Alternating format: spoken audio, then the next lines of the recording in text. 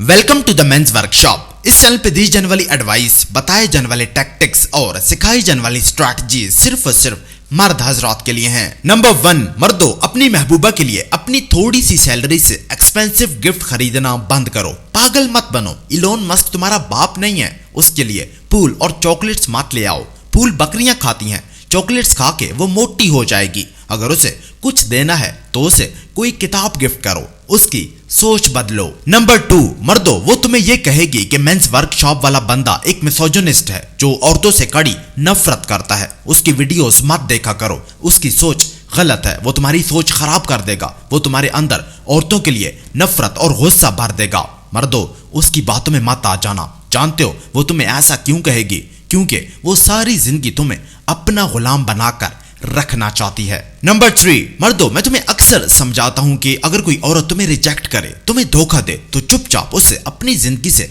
बाहर जाने का रास्ता दिखाओ। मगर तुम उन्हें गालियां देने लग जाते हो, उन्हें तंग करने लग जाते हो, सर से मार डालने की उन्हें धमकियां देने लग जाते हो। देखो मर्दों, कभी भी किसी औरत के साथ लड़ाई मत करो, तुम जीत नहीं पाओगे। ये सोसाइटी, ये सिस्टम, ये लोग सिर्फ और सिर्फ औरतों के हक में बोलते हैं। तुम बिल्कुल अकेले हो, अपनी इज्जत मत उछालो, चुपचाप मूव ऑन करो। नंबर 4, मर्दों तुम्हारे अब्बा ने तुम्हारी अम्मा को घुटने के बल बैठकर प्रपोज नहीं किया था। उन्होंने उन्हें कोई महंगी रिंग भी नहीं पहनाई थी, वो उन्हें किसी दूसरे कंट्री में घुमाने भी नहीं लेकर गए थे, मगर फिर भी उनकी शादी बहुत लंबी चल गई है। मर्दों घुटने के बल बैठकर प्रपोज करना बंद करो, खुद को उसके आगे झुकाना बंद करो।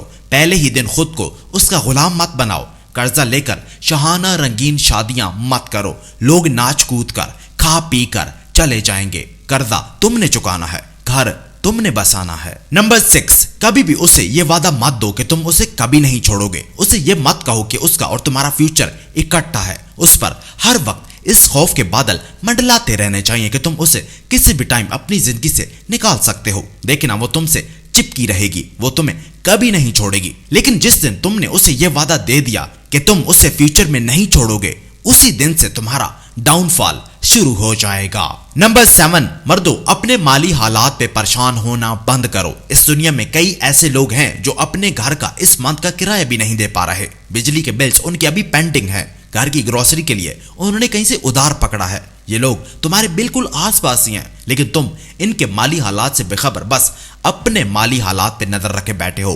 मर्दों अपने माली हालात पे परेशान होना छोड़ दो, हर शख्स तकरीबन इन्हीं हालात में है। नंबर 8, मर्दों अगर तुम जेन्युइनली खुश रहना चाहते हो तो अपनी डेट प्राइवेट रखो, अपनी शादी प्राइवेट रखो, अपने झगड़े प्राइवेट रखो, अपनी तरक्की प्राइवेट रखो, अपनी डाइवोर्स प्राइवेट रखो, अपनी फैमिली को सोशल मीडिया से दूर रखो और अपने फर्स्ट आए बच्चे का रिजल्ट अपलोड मत करो। नंबर 9, अगर तुमने मेरी किसी एडवाइस पर अमल नहीं किया तो कम से कम इस पर कर लेना, तुम्हें बहुत फायदा होगा। इन औरतों के गुलाम बनना बंद करो, इनके आगे झुकना बंद करो, इनसे इनके प्यार की भीख मांगना बंद करो। अगर वो जाना चाहती है तो उसे जाने दो, उसे मत रोको, उसके लिए रोना बंद करो। तुम एक मर्द हो, तुम जंगों के लिए बने थे, इलाके फतह करने के लिए बने थे।